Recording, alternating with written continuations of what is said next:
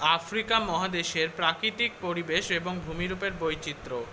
Africa মহাদেশের ভূপ্রাকৃতিক মানচিত্রটার দিকে তাকালে একেবারে উত্তর পশ্চিমে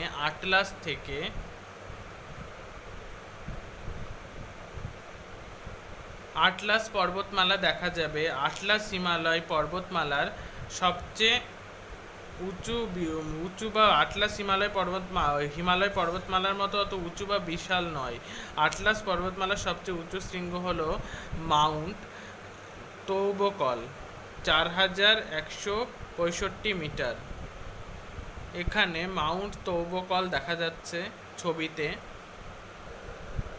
আটলাস পর্বতমালার দক্ষিণ দিকে রয়েছে পৃথিবীর বৃহত্তম মরুভূমি অঞ্চল সাহারা।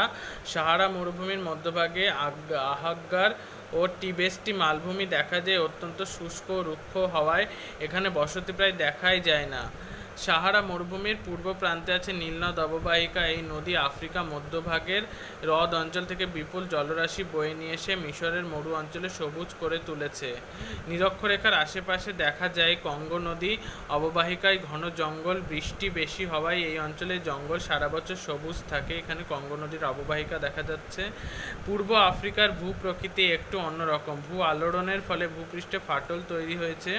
দুটি ফাটলের মাঝের অংশ নিচের দিকে বসে গিয়ে তৈরি করেছে গ্রস্ত উপত্যকা। গ্রস্ত উপত্যকা অঞ্চলে বহু হ্রদ দেখা যায়। হ্রদগুলির দৈর্ঘ্য গভীরতা অনেক বেশি। টাঙ্গানাইকা, মালাউই, রুডলফ, অ্যালবার্ট এগুলি হচ্ছে সব এরকমের হ্রদ। পূর্ব আফ্রিকায় গ্রস্ত উপত্যকা অঞ্চল ছাড়া রয়েছে ইথিওপিয়ার উচ্চভূমি। এই উচ্চভূমি দক্ষিণে মাউন্ট কেনিয়া, মাউন্ট কিলিমাঞ্জারো এবং রুয়েনজির পর্বত পর্যন্ত চলে গেছে। মাউন্ট কিলিমাঞ্জারো আফ্রিকা মহাদেশের সর্বোচ্চ শৃঙ্গ। নিরক্ষরেখার কাছাকাছি অবস্থিত হলে উচ্চতা অনেক বেশি হওয়ায় সারা বছর এই চূড়ায় বরফ জমে থাকে। কালাহারি আর নামিব নামে দুটি মরুভূমি দক্ষিণ আফ্রিকায় রয়েছে।